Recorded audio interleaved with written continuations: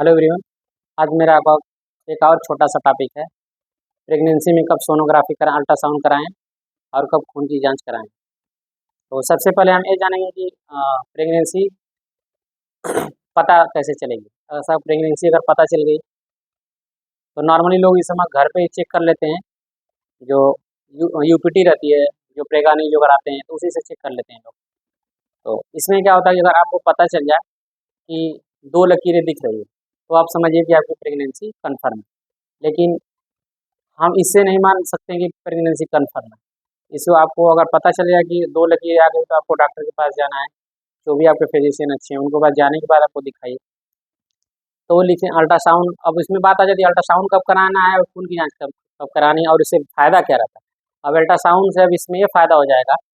अब लोग बहुत लोग कतराते रहते हैं कि हमें अल्ट्रासाउंड अगले महीने में कराएंगे, चौथे महीने में कराएंगे, नहीं नहीं ऐसे मतलब टालते रहते हैं। ये बहुत ही गलत होता है। ये किसी के साथ भी हादसा हो सकता है। अब इसमें बता देता हूँ मैं गलत क्या हो सकता है। क्योंकि इस समय बहुत पेशेंट ऐसे होते हैं जैसे प्रीमेचर सही से ग्रोथ नहीं हो पाते हैं। तो पहले हम जानेंगे कि शुरुआत से जैसे प्रेगनेंसी अंदर भी होती है, बाहर भी होती है। ठीक, मैं आप लोगों से बता दे रहा हूँ कि प्रेगनेंसी एक गर्भाशय में होती है, एक फ्लैपियन ट्यूब में होती है। तो अगर गर्भाशय में प्रेगनेंसी हो तो ठीक है, लेकिन बाहर अगर प्रेगनेंसी हो जाती है जिसको बोला जाता है मेडिकल टर्म में एक्टोपिक प्रेगनेंसी, जो कि नली में होती है। तो ये नली में क्या होता है कि प्रेगनेंसी होने के बाद जैसे जैसे बच्चा बढ़ता है तो नली क्या होती है, फटने का डर रहता है। और जैसे ही नली फट जाती है तो बहुत ज़्यादा इसमें ब्लीडिंग होती है और इसमें मदर को बहुत ही ज़्यादा जोखिम होता है जान की, और ब्लड तुरंत ऑपरेशन की जरूरत पड़ जाती है और ब्लड भी चढ़ाना पड़ता है। तो ये अल्ट्रासाउंड से आपको ये बेनिफिट हो जाएगा। और दूसरी चीज़ें, अल्ट्रासाउंड से आपका बच्चा सही से ग्रोथ हो रहा है कि नहीं ग्रोथ हो पा रहा है। दूसरा, हमें अल्ट्रासाउंड कब कराना है और नहीं कराना है। और ब्लड की अब जांचे से आपको अब बता दे रहे हैं क्या हो जाएगा फ़ायदा। आप ब्लड की जांचें कराएंगे तो सबसे पहले होता है कि हो सके कि जो लेडीज़ हैं उनका ब्लड 3 ग्राम हो, 4 ग्राम हो। तो इसमें क्या होता है, प्रेगनेंसी रुक जाती है और रुकने के बाद जो होती है जच्चा बच्चा दोनों को खतरा हो सकता है। क्योंकि अगर बच्चा अगर मदर अगर एनीमिया से जूझ रहा है तो अगर मदर जूझ रही तो बच्चा भी सर्वाइव कर सकता है एनीमिया कमी, तो इससे परेशानियाँ हो सकती है। तो इसलिए आप अगर ब्लड कम है तो ब्लड ब्लड की दवा लेना बहुत ज़रूरी है। और गोली भी और फोलिक एसिड। और सबसे पहले जो जैसे आगे फोलिक एसिड की बात है, इसमें फोलिक एसिड लेना बहुत ही जरूरी है। क्योंकि बच्चे क्या होते हैं जैसे बढ़ने लगते हैं धीरे धीरे, तो इसमें देखेंगे ये जो पैलेट होता है कटा होता है, अच्छे से ग्रोथ नहीं हो पाता है, ब्रेन डेवलप नहीं हो पाता, आई डेवलपमेंट नहीं हो पाती है। जो ये जो जो कान ऑन होता है, जो ब्रेन होता है, मतलब इसमें जो कि बहुत ही ज़्यादा रोल होता है फोलिक एसिड का। तो फोलिक एसिड बहुत ज़रूरी होता है।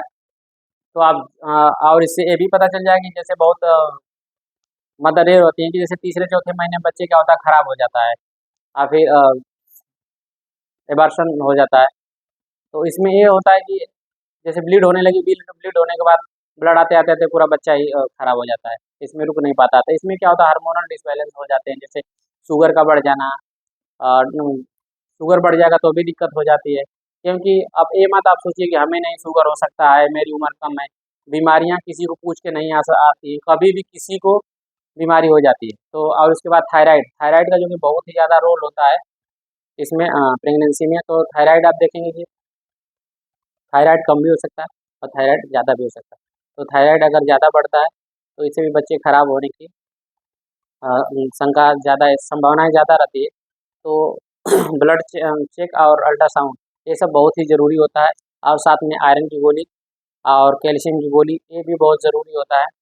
तो और इसे ये भी मैं एक बात और मैं बता दे रहा हूँ, जैसे 8वें 9वें महीने हो जाता है तो इसमें क्या होता है कि नहीं होता है कि आप देखेंगे कि जच्चे बच्चे दोनों की डेथ हो जा रही है। आप फिर डिलीवरी कराते समय की मदर की डेथ हो गई या बच्चे की डेथ हो गई, तो इसमें सबसे बड़ा ब्लड का ही बहुत ज़्यादा योगदान होता है। लोग समझ नहीं पाते हैं।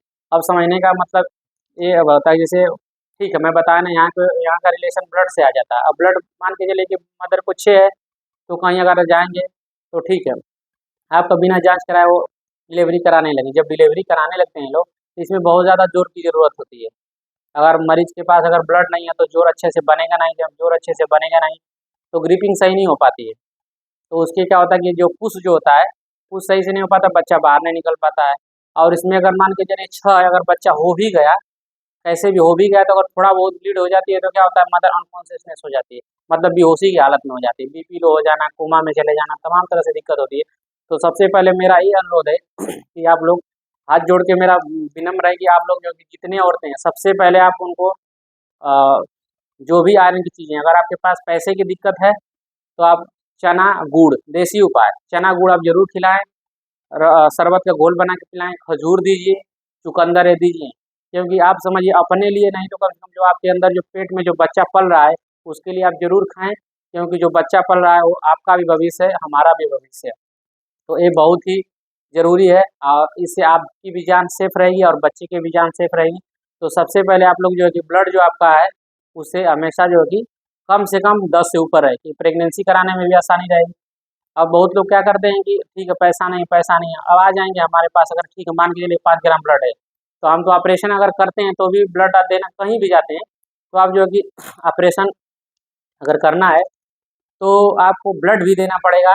और उसमें क्या होता है कि पीलिया होने की भी संभावना रहती है, और बच्चे को भी ब्लड रहेगा कम रहेगा तो उसको भी पीलिया हो सकती है, और थोड़ा भी ज़्यादा अगर ब्लड निकल जाता है तो दोनों को खतरा हो जाता है। तो बहुत ही ज़रूरी है कि ब्लड रहे बॉडी में, तो इसका आप लोग ध्यान दें। थैंक यू, जो मैं आप बात का बताया हूँ इसको बहुत ध्यान दीजिए, और जो है कि आगे आने वाले समय में अगर ऐसे करेंगे तो आपका जच्चा बच्चा दोनों ठीक रहेंगे। ओके, थैंक यू, जय हिंद, जय भारत।